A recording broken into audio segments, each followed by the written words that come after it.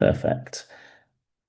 I think as people are filtering in, I think we're going to get started now. So first of all, hello and welcome to this final event in our Urban ReLeaf Scenario Spotlight series. My name is Dr. Matt Kirby. I'm a researcher at the University of Dundee working on the Urban ReLeaf project. In our first two events in this series, we heard from experts in practice and from research. A link to both of those recordings are in the chat now if you're interested in watching them. I also just want to take the opportunity to let you know that we're recording this webinar and we'll share a copy with you after. So very briefly, I want to start the session by giving an introduction to Urban ReLeaf and that this is the project that this Scenario Spotlight series is part of. I'll then hand over to our three speakers, Ed, Anna, and Albin, for their respective talks. We'll have a combined question and answer session for the three speakers after all three presentations are done. So please make sure to post your comments throughout the talks using the Q&A function in Zoom. We have three speakers this week, so slightly less time for question and answers, but my colleague Hassam, Kevin, and Mel will be monitoring the chat and Q&A and will do their best to group questions accordingly. So hopefully we can answer as many as we can in the time we have. So very briefly, as mentioned today, this event is part of our Horizon UKRI funded Urban ReLeaf project. This is a 4-year project which promotes collaboration between local communities, public authorities, to address urgent climate challenges and support innovations that enable more just urban greening and resilience. Urban ReLeaf consists of 15 partners working across 6 Urban ReLeaf pilot cities to co-create participatory and data-driven interventions to democratize urban green space monitoring and the wider policymaking process across 4 themes: green space perception, urban trees, air quality, and heat stress. As part of Urban ReLeaf, we have a dedicated community of practice working across 3 themes to promote knowledge exchange, partnership building, and mutual learning around a common theme. Our Scenario Spotlight series is part of Working Group 3, Urban Design Foresight and Green Blue Infrastructure Scenario Planning. Our Community of Practice Working Group responds to the challenge for urban planners, often overlook diversities and needs, which can slow progress towards greener and more just cities. Our Community of Practice bridges theory and practice in nature-based solutions, green blue infrastructure, through foresight scenario planning by sharing tools, cases, and approaches to co-create a more inclusive planning and governance. With this series very much around exchanging different tools and knowledge, how we do scenarios and work with futures. So alongside myself, there is my colleagues Mel, Hassam, and Kevin, who lead this community of practice, and they're in the meeting today, monitoring the chat and the questions. The series explores the breadth and depth of scenario planning and visioning, and ultimately really how we work with futures within the context of cities, climate resilience, and urban greening. And yet there's no one size fits all. So when it comes to working with futures, promoting this event series to showcase the different tools and approaches. And today is the last event in our series, and we'll hear from people working with and in the public sector. And our very first talk is from Dr. Ed Pope. Ed is a Met Office Science Fellow developing approaches to make use of weather and climate information for risk-based decision-making. Recently has been co-leading the joint Met Office NERC Twinning Capability for Natural Environment program, which we'll hear a little bit more from today. So I'll pass over to Ed, and then just let me know when you want me to advance your slides, Ed. Brilliant, thanks, Matt. This is a brief summary of some work that we did under the Twinning Capability for the Natural Environment programme. As Matt said, it was a joint Met Office NERC programme. NERC funded 5 demonstrator projects, which I won't talk about here. This will focus on our project under that programme, which is called Quantifying Near-Urban Exposure to Climate Hazards under Socioeconomic Pathways, which I somehow managed to turn into the acronym QUEST.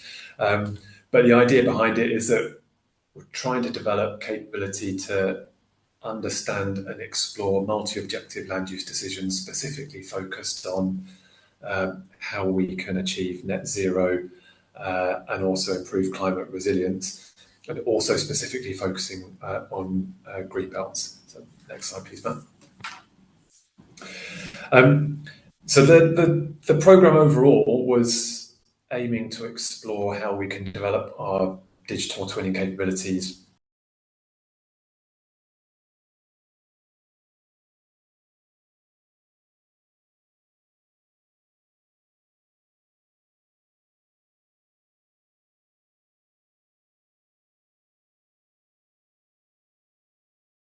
Awesome. Thanks, Ed. Yeah, so we'll take questions at the end just from that script, just to move on from this screen. Thanks. Yeah, really, really interesting talk. And I think if anyone who's been watching this series will see it's very much on that kind of data-driven side of what we think about futures and scenarios. So really interesting to hear that. So our next speaker, and we'll move on to promptly, is Anna Bruen. Anna is a senior expert in biodiversity, nature-based solutions, and sustainable food systems at ICLEI Europe. She's trained as community and regional city planner and has worked on with multi-stakeholder groups to improve people's quality of life and enhance biodiversity. And she currently leads ICLEI's work on the urban nature plans, framework, which we will hear a little bit about now. So I'm going to stop sharing it and let Anna share her screen. Thank you, Matt. And thank you, Ed, for that really interesting, detailed, data-driven presentation. I'm going to take it in a slightly different direction that is quite complementary, I think.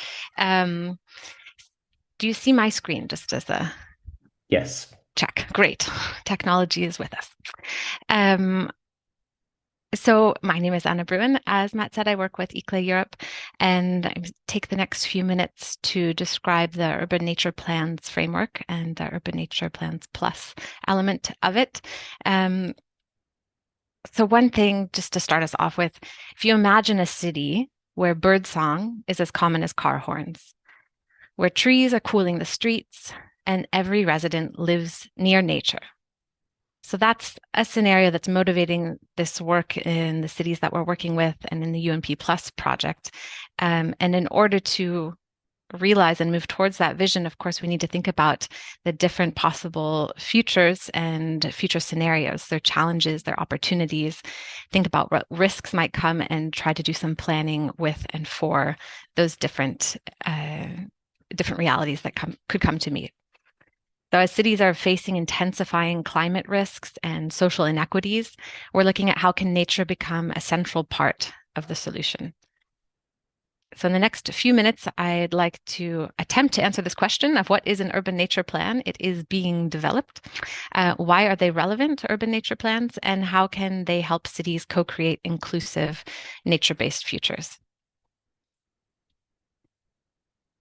So urban nature plans have their roots in the Biodiversity 2030 strategy, which calls for all cities over 20,000 population to develop urban greening plans, as they were called in 2020, which now they are called, since 2024, urban nature plans. And then we see in the nature restoration regulation the call for member states to have national restoration plans. And these national restoration plans need to meet specific targets, and they should be submitted, I think, next year. Now we have an adopted framework for the member states to work with, and they should align with regulation targets of other national plans. So thinking of the net zero targets that Ed was talking about, thinking of other national targets, but maybe it's about tree canopy or water quality, they should be aligned at the member state level. And we're looking at these urban nature plans as potentials to act as the local component to these national plans. So if we're looking at what they will include from a quantifiable and mapping perspective, which areas need to be restored, which areas are the high priorities. In some cases, you're looking also across political boundaries. You're looking also at socioeconomic targets and indicators. So we're looking at the urban nature plans as a potential to complement these national restoration plans. What I find particularly interesting and appealing about the Urban Nature Plan framework is that even though it's being called for through the Biodiversity Strategy 2030 and has potential significant relevance for the nature restoration regulation, it's really being developed based on input from cities. So ICLEI has been working on this, the idea of this framework since 2021, engaging with EuroCities and with ICLEI and EuroCities member cities, drawing on a number of key publications and with input from over 100 key stakeholders from more than 40 municipalities. So it's really with the input from cities who are doing this work already, sharing what their needs are related to risks, what they're seeing as relevant, that's where this idea for this framework comes from. What we're looking at now is because it has been, the Urban Nature Plan framework is published on the European Commission's website, the Urban Nature Platform. And now we're looking at bringing in some components that in the first round weren't there as strongly, namely justice, resilience, some of this futures thinking and scenario, spatial planning elements, and connecting to climate. And then in this UNP Plus project, also developing capacity building around different key elements and steps of the urban nature plan process, in order to have these clear pathways for action at the local level that then line up at the national level. So what are urban nature plans? So we think of urban nature plans as strategic frameworks that help cities to systematically deliver and sustain urban nature. So for people, for biodiversity, and for climate resilience. So they formalize a city's commitment to biodiversity and urban nature, bridging gaps and aligning departments. So it could be mobility, climate, the building, health, and health departments. As a framework, it's policy management. It's a holistic and integrated approach to making green and blue infrastructure more cohesive. As a process, it's an adaptive management process and cycle based on co-creation and with guidance and milestones. So what might look like a familiar planning process. And then as a product, it could be one strategic planning document. It could be the documentation of several strategic initiatives and how they fulfill different elements of the requirements of the framework itself. But the ultimate goal is that it's based on co-creation, it's based on communication and awareness building, and it's taking into consideration the direction that each city wants to go in.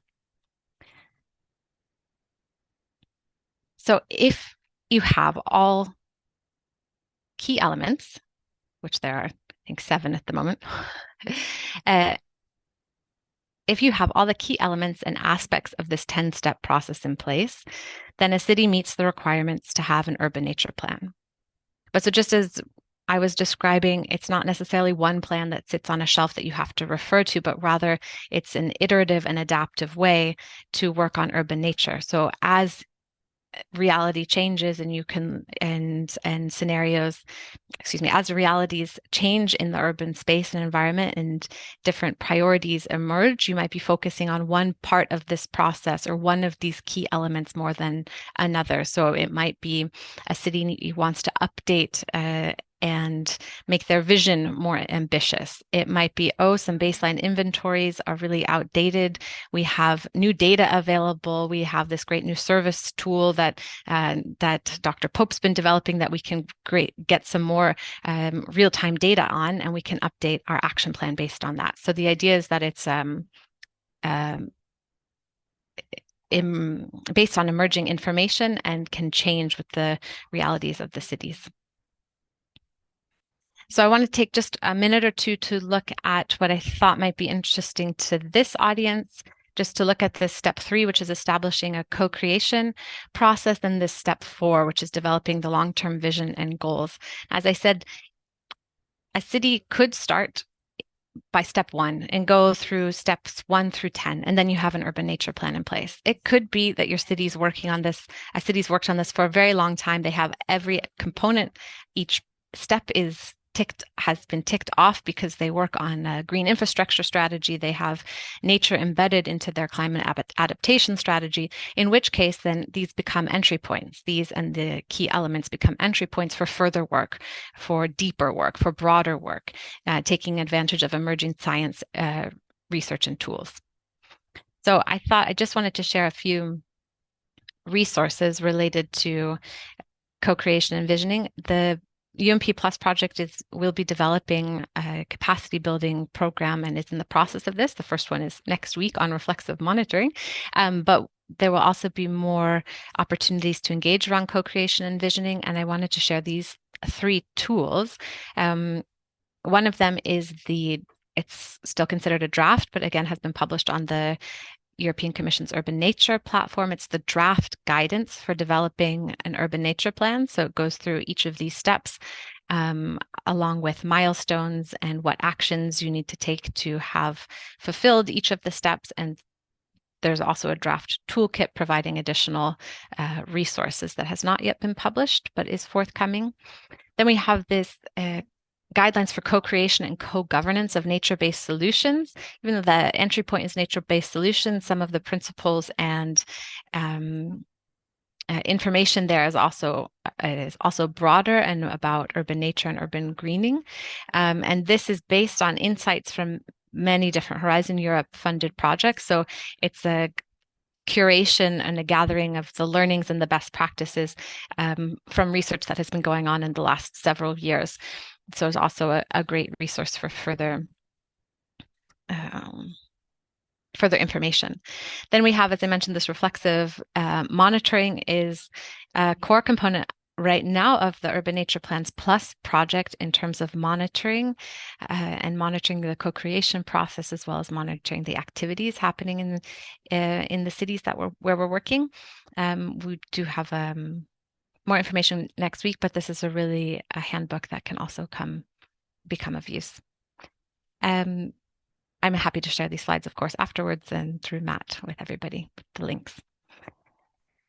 So when we think of urban nature plans, the ultimate goal is that there's better implementation and delivery of the EU proposal for nature restoration and the EU biodiversity strategy. We're looking at increased capacity for collaboration between different actors. It's great if you have lots of different data and ideas, but you also have to speak the same language or know what you're talking about. And increased capacity to bring nature into urban planning, into spatial planning, into land use planning, and into policy in a systemic and holistic way by working across departments. But of course, then, if we think about some of the limitations, this requires significant coordination, right? Not just data management and knowledge management, but human management and an investment of time. And then also the production of tools and resources. So this is an ongoing process that we're working on, at ICLEI been working on since 2021, and through some Horizon Europe funded projects continue to work on, both with the Urban Nature Plans Plus project. There's also Commit to Green and the Greening Cities Partnership at the European level. So there's a lot of kind of current activity and thought process going into this. And we're also always looking for more input and learnings, and it's been great to see what the Urban ReLeaf project is up to, and I look forward to the Q&A to talk more about this. I will leave it there. Awesome. Thank you, Anna. I'm just going to reshare my slides. There we go. Perfect. Well, yeah, really interesting talk, Anna. And I think I'm very interested to see that kind of different perspective, much more like kind of city, local level. So before I hand over to Albin, for him to share his screen, I'll just introduce Albin. Albin Hunia is a policy advisor for urban nature at the City of Utrecht, and actually one of our Urban ReLeaf city partners. So it's really great to have Albin here to talk a little bit about some of the work we're doing at Urban ReLeaf and how it relates to thinking about futures and working with futures. Albin has a background in ecology and has worked on several rewilding projects in the Netherlands. And last year joined Utrecht Municipality in their ecological advisory team. And like I said, spots various projects, including Urban ReLeaf. So Albin, I've got to see your request. So I'm allowing you hopefully to share your screen. Let's see if technology is See if the tech willing works. to bless us today. Let's see. Maybe I can. Oh, okay. That's next level. What do you see? Yeah, we're looking good, Albin. Let's see how that works. Is it sharing? We can see your screen. It's not in presentation mode, but we can see your side. And I think it Yeah, is now. Perfect. Yeah, great.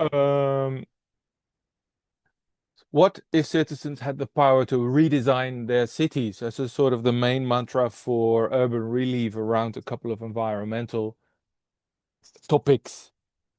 And my subtitle here is they'd also need to do the math first. And what I'm going to present you in I hope a short time is a couple of lessons learned. And this is about a steep learning curve using a digital twin, a beautiful tool, really helpful in doing a citizen science project as we are doing with Urban ReLeaf. But it's a bit of an embarrassing presentation as well, because I think we didn't use the digital twin yet to its full potential. Let's dive in. So these are the 6 cities cooperating in the Urban ReLeaf project together with the science partners, the network partners like ICLEI and the technological partners from Athens. As you can see, right in the middle is Utrecht City, and we have chosen the environmental topic of heat stress to deal with, and to deal with in the context of a couple of neighborhoods in Utrecht City. I hope you're familiar with Utrecht City, right in the center of our small country, the Netherlands. Typical structure with these old medieval city center and some areas that expanded really fast before and after the Second World War, and some areas were built cheaply and quickly. And now, so many years later, you see that these are the areas that have a lot of challenges, social challenges, as well as environmental challenges, heat stress being an important one and an even ever growing one. In the context of Urban ReLeaf, we designed a campaign in 4 neighborhoods. We are looking for heat heroes. We are involving people in citizen science in the Utrecht pilot. The Urban ReLeaf project is actually quite a complicated one because we are doing a lot of things together. We are doing citizen science, but it's not for the sake of science, citizen science alone. It seeks ways to connect citizen science actually to data-driven policy. These municipalities and other government organizations, what are they going to do with all this data created by their citizens? And it's not just citizens. We were talking about neighborhoods, including vulnerable groups, socially vulnerable, but also environmentally vulnerable. How can we reach these groups if we are talking about co-creating the neighborhoods together with the people in the city? Oh yeah, and last but not least, we're talking about technology integration. This is not walking around with technology, environmental measuring apps and sensors that were already there. No, they were specifically designed for the project. And as you can see, this already starts to become a little bit of a dragon. It's a multi-headed dragon. But let's, for the sake of this afternoon, concentrate on the citizen science. In the Utrecht pilot, we couple sensors, the little white boxes on the right image, with a dedicated smartphone app. And in our summer campaign, we had about 100 volunteers walking around in these neighborhoods, collecting over 30,000 data points, relative temperature, relative humidity and temperature, location, and time. A treasure trove of information on heat stress collected by the people in the neighborhoods themselves. Beautiful. And then the embarrassing question, of course, was, after our summer, do the math. What are we going to do with it? Is it citizen science? Do we leave this data to the people that were involved? No, of course not. This is a project that is really, we try bottom-up approaches in terms of citizen science, but of course we are designing the process. And we realized we missed a couple of points. Digital twin to the rescue. And as a municipality of Utrecht, we have access to a beautiful digital twin, which is developed in cooperation with Amsterdam, Utrecht, and 2 of the provinces. And it's an open web platform. It has a managed web surrounding that makes it really easy to work with, and it allows for integrations of other tools. And there's 3 versions of it that allow for different levels of in-depth analysis or presentation. Well, nice to have. It has a generic model based on a game platform. It uses basic data sets to represent the world around us. Actually, the entire Netherlands is in there. You can add different data sources, and you can output your data sources for analysis outside of the digital twin environment. This is what it looks like, and if you know Utrecht, you should be able to recognize the railway station. Wow, this is a powerful tool. And then we have our 30,000 data points collected in our citizen science project Urban ReLeaf, and then it should be easy. Let's zoom in on the areas that we concentrated on. These two, for example. Looks really nice. Hexagons used to anonymize the data that we collected, and we concentrated on areas also where people had the chance to add additional information, like this is a place which is really hot. But then we realized this is just a representation tool. This is just stacking, accumulating data. And that's exactly what a digital twin is. A digital twin is a visualization tool. It is not a calculation tool. Calculation can be added, but it's not included. So you have to do the math. The math is not something that you can just do. We were happy to use the Urban ReLeaf lead partner data analyst to follow up on our first conclusions. And together with him, we also formulated a couple of research questions. But this is still a top-down approach. What you finally have to do is go back to the people in these neighborhoods that you say you are going to support with a citizen science approach, and question them on what are the real questions that you went out with when you walked around with these sensors. What did you find, and how do you go back to your to the conclusions? So if you are going to do the math, if you are going to take one step deeper into the analysis of information, like our data analyst did, on the left you see the city center of Utrecht. To the right you see the reference data from the National Weather Institute, and that already leads to the first conclusions. What we of course are looking at is how does heat stack up inside the built area, especially the built area that has not so much green in it and has not the houses that are lush with gardens. How does it happen? Does the heat build up faster? Does it remain longer in the evening? And what effect does the structure of the environment, including of course green, have on the patterns that emerge over the overnight especially in the hot days of summer?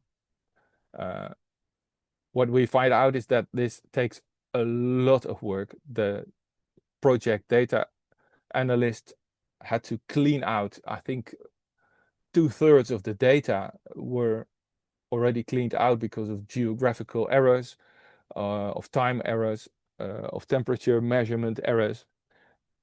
But what was left was really interesting. The data analyst is now scripting these analyses and finding the different ways to make a story out of the data from 2024. Like here you see a really advanced method when you compare neighboring measurements and see where there's a high likelihood of finding relatively lower temperatures. The middle area, for example, is a park area, and where you find the higher temperatures, where you of course see the red park areas and the squares and roads. But this is really advanced work, and we are not sure how to bring this back to a citizen science approach yet. but we are on the brink of campaign year 2025, and we're preparing our work. But I think what we learned from last year is that we really need to understand heat stress. And if I say we, we are doing this together with the inhabitants of these neighborhoods. What we would like to have at the end of summer 2025 is 4 neighborhoods in Utrecht City that say, we walked around, we did the measurements, we especially looked at places that we thought were cool, that we thought were hot, and now we understand better what is happening there. Not because our municipality told us or our meteorological institute told us, but because we measured it and now we understand it. I think that is the power of citizen science. So what if citizens had the power to redesign their cities? You really need to set a whole lot of things in motion, because otherwise it will just be opinions, and citizen science is an incredible tool to go from opinions to really shared fact finding. So 2025 will be our chance to also update our digital twin 2.0 by more data. As I said, I think 2/3 of the data had to be cleaned out before we could start making stories. We will do more missions. We will have a lot of generic data, but I think when we are talking about understanding the neighborhood, we will, together with the neighborhoods, concentrate on specific areas that they, in 2024, designated as possible cool areas, really hot areas. And we are now trying to understand, is it true that these are the cool and the hot areas, and why are they cool and hot? So we'll do more missions, and we will also go from the measured facts to the perceived facts. How do you perceive the climate, the temperature, especially on the hot days, on specific areas? So this is our learning curve, using a digital twin as part of the Utrecht pilot for Urban ReLeaf. Thank you very much, and follow us on the website. Perfect. Thanks, Albin. Really interesting. I think across all the talks, I think it really drives home the importance of data in understanding the place to begin with, to even start thinking about the future and how we plan different interventions, how we might change our natural and built environments to support more climate resilience in the future. So 3 very different talks, but also complementary talks, I think. I'm going to pass on to Hussam and Kevin, who will be monitoring the chat, to see if there's any questions for our speakers. Okay. Hello, everyone. This is me, Hussam. Hi, Albin. I think we met in Utrecht maybe a year and a half or something. Anyway, good to speak to you all. Actually, there are questions to all speakers, if I may say. The first one, how can scenario planning achieve greater real-world impact and influence? Starting maybe with Ed. Sorry, I slightly missed the question. Was it how can scenario planning achieve a greater real-world impact and influence? Yeah, it's a really interesting question. I think there are lots of different aspects to it. So I'll approach it more from the climate perspective. I think we're particularly interested in understanding different climate scenarios. So that could be events like we've experienced this year, or the previous 2 wet summers, or the previous very hot summer. And I think understanding, for example, in this case, how land use might help mitigate or some of the impacts associated with these kind of, I guess, fairly extreme scenarios that we're experiencing and are likely to experience more of over the coming years. I think that exploring weather and climate scenarios can be a really useful way to understand and explore what do we need from land use planning. rather than trying to look at every scenario, we can pick representative scenarios, and I think that can be a useful approach. Excellent. How about you, Anna? Thank you for the question. So for me, fundamentally, if we think about scenario planning and futures planning, it's what might happen and how can you plan to either mitigate it now or in the future, or how might you respond to it when that moment comes. So in a very real way, it's about building resilience into your land use, into your spatial planning, but it's also about creating the governance systems and scenarios that allow you to respond in an adaptive, real-time kind of way in order to respond and plan ahead for it in a very specific, measurable, time-bound manner.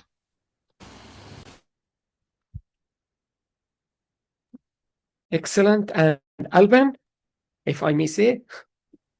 I think it goes two ways. A scenario is just a story, but it only works if it connects to the perceived reality of people. And in terms of heat stress scenarios in our Utrecht neighborhood, I think the citizen science approach is a huge tool to make abstract scenarios real, because it's real. Our challenge, on the other hand, is not just getting people involved and perceiving heat stress as a real subject that they can deal with, but also, on the other hand, making sure that the findings of the Urban ReLeaf project's citizen science feeds back into our policy making and on a municipal level. I think we are not there yet, but what would help, and we might get there at the end of the summer, is that from these 4 neighborhoods, we get a political message from the inhabitants, like this is what we perceive, municipality. What are you going to do about it? So interestingly, how you're trying to link it with the perceived reality on the ground. Let us put it this way. Thank you. Kevin, do you want to ask the last questions for all panelists as well, please? Yes, I'm happy to do that. Thank you for some fascinating talks there. And Albin highlighted the importance of engaging citizens in his enlightening talk, and it was a thread that went through Ed and Anna's too. So if we ask, when is it beneficial for citizens to be involved in scenario planning? And critically, when is it not?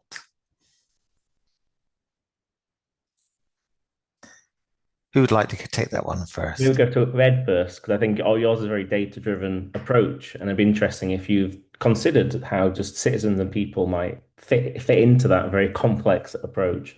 Interesting to hear. Yeah, so I think our approach doesn't immediately lend itself to a citizen approach. I mean, I sort of envisage it working, getting experts in the room to kind of test assumptions. But I think where the sort of the citizens, we had conversations with different organisations about bringing data about impacts on nature, for example. And I think that kind of slightly comes back to the scenario planning as well, that thinking about impacts on nature and collecting data on impacts on nature would be one of the ways in which we could start to understand more on the ground what are the effects of climate on the things that people are valuing. And certainly we've tried to do a bit of that with the satellite data, but clearly there's a lot more data that we could bring in, and citizen data would be one way of doing that. Awesome, thanks, Ed. Albin, obviously you talked very much about how people are involved and very central in the work doing in Utrecht. When is it maybe not beneficial when we're thinking about, especially maybe taking that data and moving forward in scenario planning? Yeah, I think you have to be very transparent about the way that the political process works, how policies are developed and how policies are implemented. If you engage neighborhoods, and I think we are doing that rather well in the Urban ReLeaf project. Tonight starts the second campaign. We have at least 70 participants in these 2 days. But they will ask, if I walk around creating this new image of heat stress in our neighborhoods, municipality, what are you going to do? So it's about very much about expectation management and telling how the policy and policy implementation process works, I think, and which is slow, obviously. Never immediately, I want a tree there, so next day the tree is on its way to that overheated neighborhood. Cool. And Anna, to you, the same question, but especially how people and citizens slot within that kind of the steps and the wider framework. Yeah, I think it's really important that the engagement is meaningful, right? As Albin was also alluding to. So with the Urban Nature Plan framework, so co-creation is at the foundation of it, but we chat a lot about, is it co-creation or co-design, co-management? Like, where can citizens meaningfully engage and have ownership over the process, and where not? And if they aren't there at a certain stage, at a certain visioning process, then transparently communicating this, right? There are some spaces that aren't really open to citizen space, and it can be different in different cities depending on how they're set up and their structures and the culture. And so it's really important for this transparent and clear communication, and then as well as finding these meaningful points of engagement. Perfect. Thanks, Anna. I'm just aware of the time. I've just gone slightly over, and I just have one more slide I want to come to the end. So I'll just briefly move on to that and bring the session today to a close. The final one is just to share that there's an opportunity kind of to reflect on some of the tools and methods in the talk via this rose form bud mirror board. So the opportunity to add a rose, which is a strength, a form which might be a challenge, or a bud which might be potential for a new idea. And I think Kevin's posted a link to that in the chat, and I'll send out after. So if people want to reflect on that and contribute to that, please feel free. And bearing in mind time, I just want to say a final thank you to our three speakers, some three really interesting talks. Sorry we didn't have more time for discussion, but it was the trade-off of having three of you here versus two. So on behalf of myself, the University of Dundee team, and the wider Urban ReLeaf project partners on screen, I'd like to thank you for your time and hope to see you at an event in the future. Thank you. Thank you very much. Thank you. Thank you.